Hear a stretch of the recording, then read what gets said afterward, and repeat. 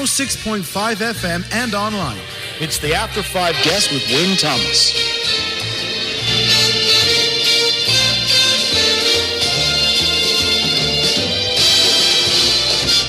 And time now for my After 5 Guest. I'm delighted to be joined by Mat Sheldon, who's the writer and director of a new film called Electricity in Me.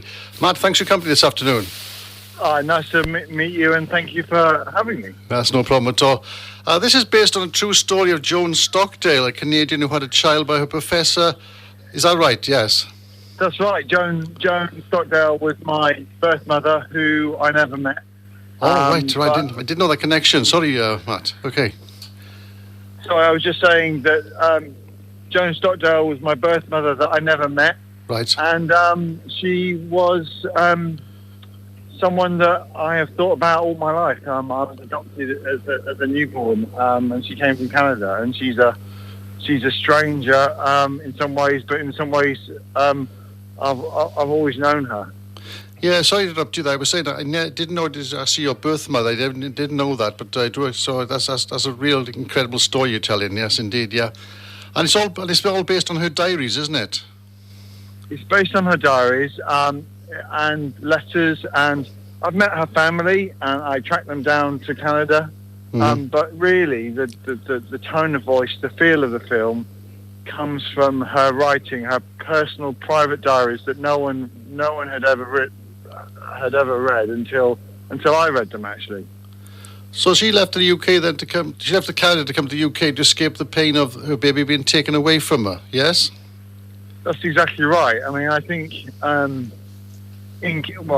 know in Canada in the 60s and 70s there was a very strong feeling in society that if you were pregnant and you were not married, you were never going to be a fit mother. You were never going to be someone who should bring up a child. And the government engaged in a concerted effort to take babies away from pregnant women on giving birth, using religious institutions, convents, to persuade mothers to give up their babies. And Joan would have known this, and I believe that's why she came to London to give up a child for adoption, but on her own terms. Right. So the child was adopted in the UK, not in Canada. Then you're saying, yes? That's right. She came to London on a theatre trip. Actually, she was only 22 and didn't go home. Right. I see. Okay. So. Was this kind of like some Canadian law that they could take a child from an unmarried mother? No, it was more secretive than that. It was women were coerced and pressured to go to convents. I think actually to give. It was put in terms that they would be able to give their children up, their babies up, and in a way that would mean that they can, that they would have a better life, basically.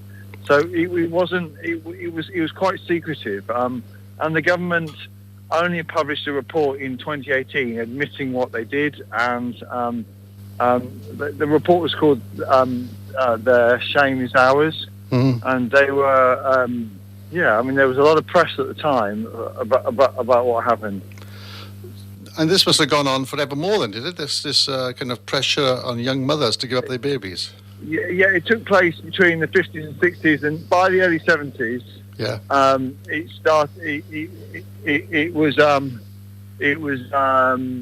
It sort of died out after about 25 years. About 300,000 or 400,000 women were affected, though. Right. Wow. 3 or 4. Wow, that's incredible numbers. Yeah. Yep. So. Elora is the actor who portrays your mother in this, then, yes? That's right, yes. Yep. Elora Torkia. Yeah. She's an amazing actor. Yeah, she is. It's a real powerful first-person narrative, isn't it, to camera? Really is. I watched the previews and it really sort of grips you straight away. Yeah, I mean, her ability to draw you in and connect with you, I think, is Elora's incredibly skilled at. There's just something very heartbreaking, but there's also something extremely compelling about how she delivers this role. Yeah, yep.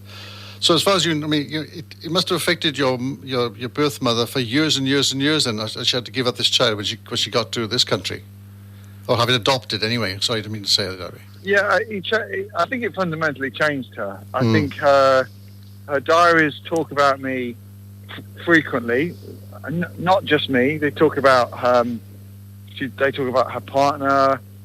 They talk about her therapist, who she fell in love with while she was with her partner. They talk about many things, but she talks about grief in ways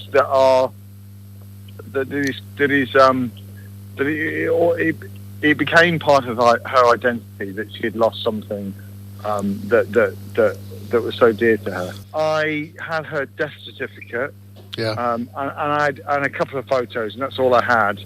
I found her death certificate, and on her death certificate, her partner was listed.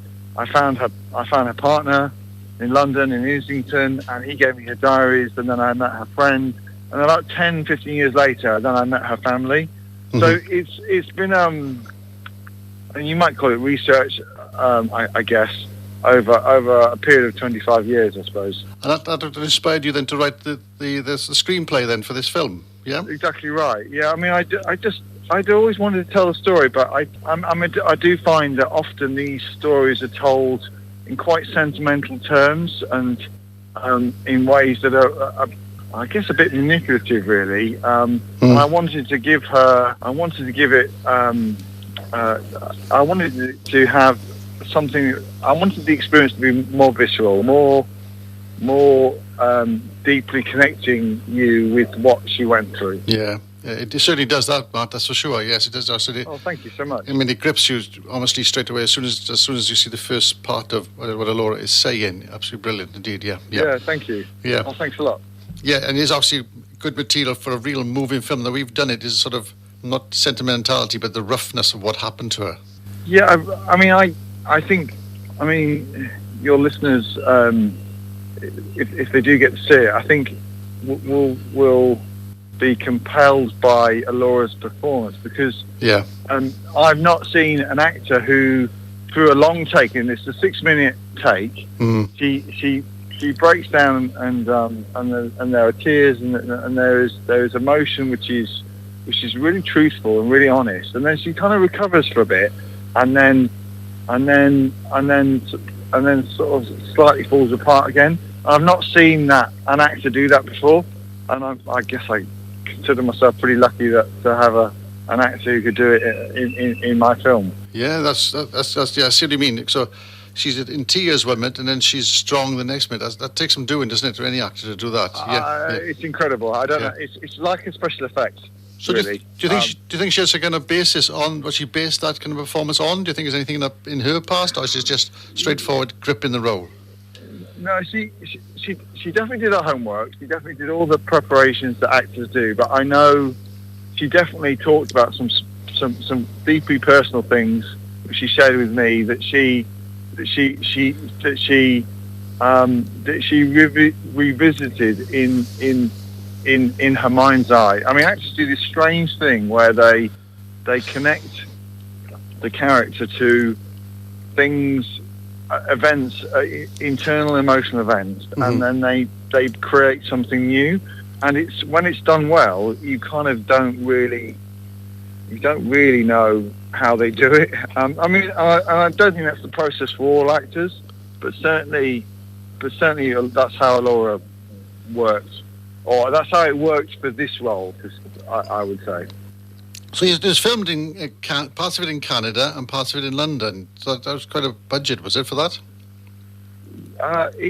Yeah, I mean, it did cost more than I planned, I'll be honest. Okay. I didn't go to Canada this time, actually. I found a second unit for direct photography, really talented guy who knew the terrain. He shot in -10, minus 20 actually, at times. And you need all the gear to go out filming like that. It's not only the camera. You need, and it's in the prairies. I mean, it's literally in the middle of nowhere. I rang to ask permission if we could film out on these farmlands, I was reading in Canada, and the town clerk said, "Oh, you don't. No, it's fine. You don't." She basically said, "You don't need permission. I mean, I'm giving you permission, but there's nothing there. There's farmland, but it's huge. It's vast, and it's cold. Yeah. I know. I know a guy who lives out there, and I know that he has to cut a hole in the ice to go fishing. So that's how cold it is out there. Yeah. That's really a thing. That seems like a stereotype, but that is really a thing. They really do that. Yeah, and of course you had a great crew as well to work with on the movie, didn't you? Some really talented guys there. Amazing talented people working on big films. The production designer is working on the next Alien film and has just done Sam Mendes' film Empire of Light with his colleague Rosalind. I mean, there's so much talent in this film, and people who are. I mean, they're just great storytellers. I mean, costume design by Sarah Byrne, music by Rutger Hogemakers, who worked on Arrival. I mean, people who are ridiculously talented, but also like the story. Yep. Yeah, I mean, it really is a great performance. Absolutely fantastic stuff. So, thanks so much. It's gone down well with the festive season as well, the film festive season as well, isn't it, this year? Yep, we've had a good run. It's been in 7 film festivals, won a couple of awards, and we will be releasing it online in the new year. Yeah. Oh, right. Okay. Online in the new year. Right. Okay. Where would you view that then? I mean, I'll announce it on social media channels, but it'll be on a website called Directors Library. It'll be on YouTube and all the usual places that you can find online films. Okay, well, just obviously try and let me know somehow so I can just give it a bit of publicity when it is actually on YouTube and things like that. Yeah, brilliant. Yeah. Okay. So there you are then. Well, thanks so much. It's a real power performance. It's real incredible. For anybody who's ever been in that situation, personally, I think it really would grip somebody who's been in that situation in the past, that's for sure.